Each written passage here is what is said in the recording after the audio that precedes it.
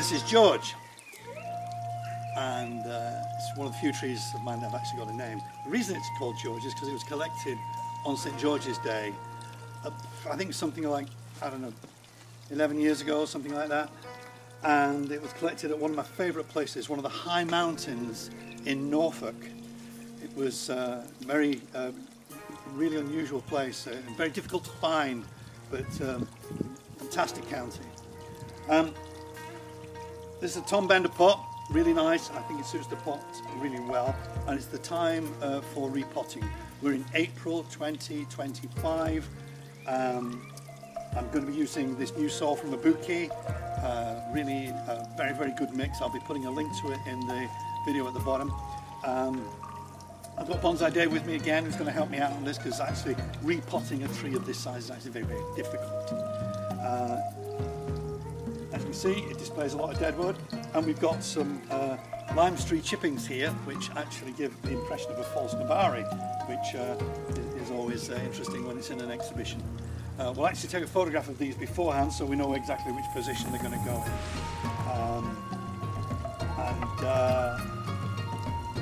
We've got to be very careful with the gins in particular, because they're very delicate when we're moving the tree and removing the soil.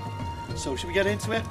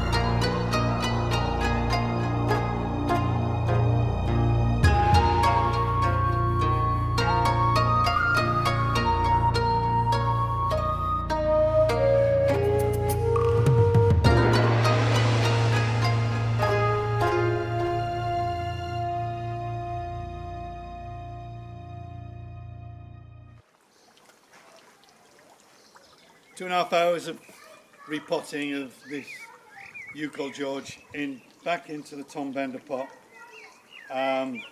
We took off about just over 50% of the root, really gave a good clean out of the old soil that was there. It came away quite easily, which was nice, and say we used a really nice soil from Ibuki. It's gone in well. I see no problem with this tree recovering. We've got a few days of wet coming, so it's not going to be hot here, but then again it's not going to freeze either, so it's been a really good time to repot. Thank you for watching. I'll see you at the next video.